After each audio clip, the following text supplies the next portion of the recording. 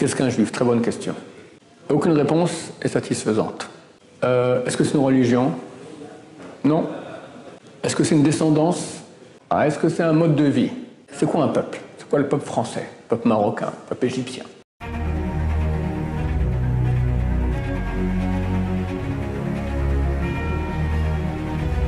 Ce show dédié pour la protection et la sauvegarde de tous les juifs dans le monde entier par rapport à leurs ennemis. Alors la question de Nathanaël. Je voudrais savoir, Rav, quel est le rôle des juifs dans le monde par rapport à l'humanité? Quel est le rôle des non-juifs, des goïms aussi? Et encore, tu m'as demandé qu'est-ce que c'est. Aussi, je voudrais savoir exactement comment on peut définir un juif. Qu'est-ce que c'est? Comment définir un juif? Alors, trois questions. On va commencer par la dernière. Comment définir un juif? Deux, quel est le rôle des juifs dans l'humanité? Et quel est le rôle de l'humanité dans l'humanité? Ok. Qu'est-ce qu'un juif? Très bonne question. C'est une question qui était posée ici, en Israël, dans une recherche sociologique. Aucune réponse est satisfaisante. Je vais dire pourquoi. Est-ce que c'est une religion? Non. Parce que la majorité des juifs n'est pas religieuse, pourtant ils sont juifs. Même quelqu'un qui ne sait même pas qu'il est juif, il est juif d'après la Torah. Donc on peut pas dire que c'est une religion. Est-ce que c'est une descendance génétique? Les descendants d'Abraham, Israël et Yaakov. Oui, mais non. Parce qu'il y a beaucoup de convertis dans le peuple juif qui sont juifs à 100 000%. Ne serait-ce que le roi David et son descendant le Mashiach sont des descendants d'une convertie, Ruth à Moabite.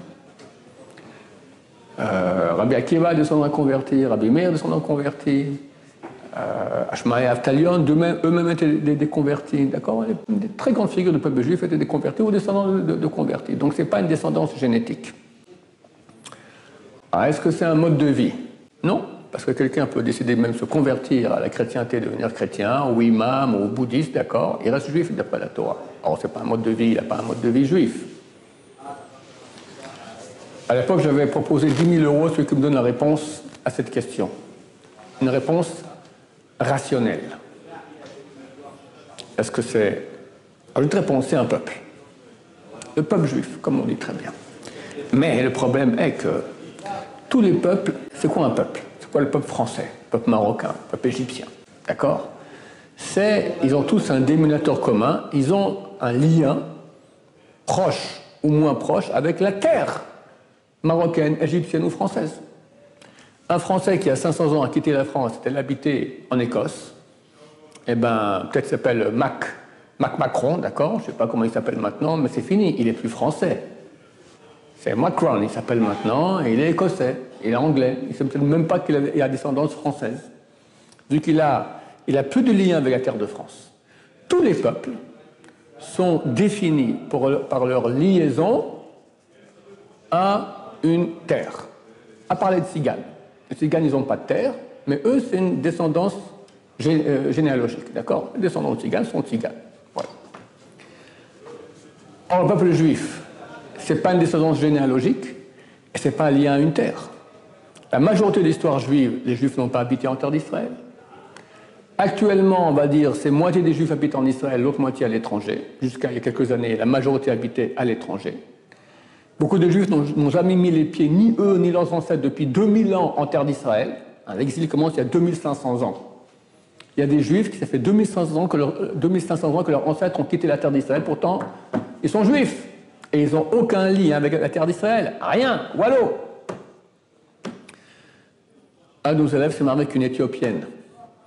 Et au mariage, j'ai parlé avec le grand frère de l'Éthiopienne qui racontait une famille illustre là-bas en Éthiopie. Et il m'a dit que les Éthiopiens, jusqu'il y a environ 150 ans, étaient convaincus que le temple de Jérusalem existait. Ils n'avaient aucun contact avec Israël. Le temple a été détruit il y a presque 2000 ans. Ils ne savaient pas. Et quelqu'un venu là-bas leur a dit, ils ont déchiré leur habit, ils ont pleuré, pour te dire à quel point ils étaient complètement séparés de toute réalité historique avec la terre d'Israël. Pourtant, ils sont juifs. Ils sont juifs, les Éthiopiens. Les Éthiopiens qui sont juifs, ils sont juifs. Alors, on a un peuple défini par quoi? Pas par une langue. Tu as beaucoup de juifs qui ne parlent pas un mot d'hébreu ou de yiddish, d'accord? On définit par quoi? Il n'y a aucune réponse rationnelle à cette question. Et tu peux dire à quelqu'un 10 000 euros, 100 000 euros, 1 million d'euros, personne ne te pourra donner une réponse satisfaisante. Ça n'existe pas. Pourquoi? Parce que la vraie définition du juif, elle est irrationnelle. Être juif, c'est avoir une âme juive. Or, tu ne peux pas définir cela rationnellement. Elle est où l'âme? Là, ici, comment on l'attrape? Comment on fait? Qu'est-ce que c'est? D'accord? On est dans l'irrationnel. Mais c'est ça la définition du juif. Un juif, c'est quelqu'un qui a une âme juive. Attends, comment on fait pour avoir une âme juive? Je te dirai comment on fait, mais tu répondras, c'est pas qu'est-ce que c'est qu'un juif, c'est comment on fait pour devenir juif. Soit on est né d'une mère juive, soit on a fait une conversion devant un tribunal orthodoxe de valeur, on trempe au mikvé, etc. D'accord? Une conversion valable. Ça, c'est les façons de recevoir cette âme juive. Mais qu'est-ce que c'est que juif? Il n'y a pas de définition rationnelle. C'est de l'irrationnel total, c'est une âme. Et vu que l'âme est une chose irrationnelle, en plus on parle d'une âme divine, et vu que Dieu, on ne sait pas ce qu'il est, donc le juif non plus on ne sait pas ce qu'il est. On sait qu'il a une âme spéciale. Et il y a des Israéliens à qui on a posé cette question à l'époque où ils ont fait cette étude. Il y en a un qui a dit, moi j'ai tout fait dans ma vie. J'étais soldat, après j'étais espion, après j'étais un homme d'affaires, après... Et je vivais avec des goïms, je mangeais comme eux, je parlais comme eux, personne ne savait rien du tout sur moi. Dès qu'ils savaient que j'étais juif, je sentais que quelque chose changeait. Le non-juif, il sent, il peut sentir, le juif, il sent qu'il y a un truc spécial. D'abord, ne serait-ce que, comme je viens de dire, tu n'as pas de définition, on ne sait pas ce que tu es. Le juif non plus, d'habitude, il ne sait pas ce qu'il est, il ne sait pas quoi répondre, d'accord? Ça, c'est pour la première question de ta définition du juif. Le rôle du juif, c'est d'amener le message de Dieu sur terre. Comment faire? D'abord, l'amener au peuple juif. C'est pas conseillé de, on va dire, ramener l'humanité à la connaissance de Dieu si le peuple juif lui-même n'est pas comme ça. Ça fait une très grande accusation dans le ciel contre le peuple juif. Regarde, ce type-là, qui est sud-africain, sud-américain, canadien, québécois, il ne connaît rien du tout. Et il a connu le Dieu d'Israël, il s'est rapproché, maintenant il sort au Dieu d'Israël. Et toi, pauvre type, tu es descendant d'Abraham, Isaac et Yaakov, tes ancêtres étaient pratiquants, tu fais rien? C'est une accusation très très dure. Donc, la meilleure façon de faire pour que l'humanité connaisse le Dieu d'Israël, c'est d'abord que le peuple juif connaisse. Quand le peuple juif connaîtra le Dieu d'Israël, Mashiach viendra, et il fera en sorte que toute l'humanité connaisse le Dieu d'Israël. Ça, c'est le but du peuple d'Israël. Voilà, en gros, on est venu sur terre pour servir Dieu. Bon, au niveau personnel, Dieu veut octroyer le bien. Le meilleur bien qu'il y a, c'est lui-même. Il veut qu'on le connaisse et pouvoir donner tout le bien qu'il est. D'accord? C'est énorme de pouvoir recevoir Dieu. D'accord? Dieu peut me donner l'argent, il peut me donner la santé, il peut me donner une femme sympathique, il peut me donner du bonheur, mais il peut me donner lui. C'est vrai que lui, il y a tout avec qui vient. Et Dieu veut donner ça non seulement au peuple juif, mais à toute l'humanité. Mais la voulu que ça passe sur le peuple juif. Le peuple juif a reçu la Torah, c'est lui qui a comme mission d'être en relation avec Dieu. Et très bientôt viendra Mashiach. Alors c'est écrit dans les prophéties de Bilam. Bilam, c'est le plus grand prophète non juif qu'il y a eu. Alors il a voulu maudire le peuple d'Israël, et il y a eu par 3 fois une bénédiction est sortie. Et dans ces bénédictions, c'est écrit Ka'et Yamer Yaakov l'Israël Mapa'al El. Viendra un temps où on dira à Israël, à Yaakov à Israël, que fait Dieu? Les goïms vont venir et demander, les non-juifs vont demander, toi t'es branché. La source du peuple d'Israël, il y a 4 mondes. Le plus bas, c'est Asiya, le monde physique. Après, Yetzira, Bria, Atzilut, c'est déjà la divinité. On appelle ça le trône de gloire. Les âmes juives viennent de sous le trône de gloire. C'est là-bas notre source. Les anges viennent du 3e monde. Maintenant, nous, on est là. Alors, notre source, elle est là. Mais nous, on est là. Donc, on ne voit rien. Tu ne vois pas les anges, tu ne vois pas Dieu, tu ne vois rien. Et quand Mashiach reviendra, on va être branché à notre source. Et non seulement les goïms viendront nous dire, toi qui es là-haut, tu vois tout, raconte-nous. Et c'est écrit que lorsque Mashiach viendra, alors les peuples vont venir servir Israël. Ce n'est pas qu'ils vont leur servir les chaussures. Ils vont dire, raconte-nous. Ben, je n'ai pas le temps, je vais aller faire des emplettes. On s'occupe tous des emplettes. Vas-y, va voir ce que Dieu il fait, après tu vas nous raconter. On veut se brancher avec Dieu. D'accord? Donc ils seront là pour nous aider à ce branchement avec Dieu pour qu'eux en profitent. Et par le biais d'Israël, ils vont profiter, ils vont connaître Dieu. Non seulement les non-juifs, les anges viendront. Ce verset de Bilam, il parle des anges. Viendra un temps où les anges demanderont à Jacob Israël, que fait Dieu? Ils diront, toi, tu es au niveau 4, moi, je suis au niveau 3, je vois rien. Raconte! Fantastique. Donc nous, on est le branchement du message divin pour toute la réalité angélique et humaine. Dernière question, pourquoi l'humanité? À la base, le monde devait être d'un niveau beaucoup plus haut. Il n'y avait pas ce monde. Il y avait un monde, mais c'était un monde de lumière, le paradis. Et l'homme était là-bas. Et il y avait un monde avec des animaux, il y avait le serpent, il y avait des arbres, des très beaux arbres. C'est marqué que les anges venaient presser du vin pour le premier homme, pas du Beaujolais, Château Margaux 1932, le vin des vins, du bon Dieu. Et ils faisaient des grillades, pas les grillades d'un méchoui marocain, un truc des anges eux-mêmes, d'accord, c'était délicieux, extraordinaire. On était dans un monde parfait. Le premier homme a péché. Quand il a péché, il a fait descendre toutes ces parties d'âme divine dans une réalité qui ne veut même pas exister, qui est ce monde-ci. Et sa réalité à lui, ce sont des parties d'âme, ce sont des parties de vie. C'est quoi l'âme? C'est la vie. Donc il a donné vie à une réalité qui devait être morte. Quand tu donnes la vie à une réalité qui est morte, qu'est-ce que tu fais? Tu crées un mort-vivant. Le mort-vivant, c'est ce monde, plein de haine, plein de cruauté, plein de Hitler, plein de Staline, plein de Hamas, plein d'hommes qui veulent le mal. Tu as des gens qui cherchent le mal, ils veulent le mal. Comment ça se fait? Ils ont reçu une piqûre de vie du premier homme, alors qu'ils ne devaient même pas exister. Ils étaient morts. Ça a créé des morts vivants. Alors, ils ne sont pas tous comme ça, mais il y en a aussi. C'est qu'on vit dans un monde qui est plein de mal, et très bientôt, Dieu va dire stop à ce monde-ci. Il n'y aura plus de mal. Il y a de grandes chances d'ailleurs que le mal va s'éradiquer lui-même, ils vont s'écrire. Il y a un grand admor de la Chassidoute, un grand rabbin de la Chassidoute, il y a 3 siècles, je crois, qu'il s'appelait Rav Yeshua Eshel de Anipoli.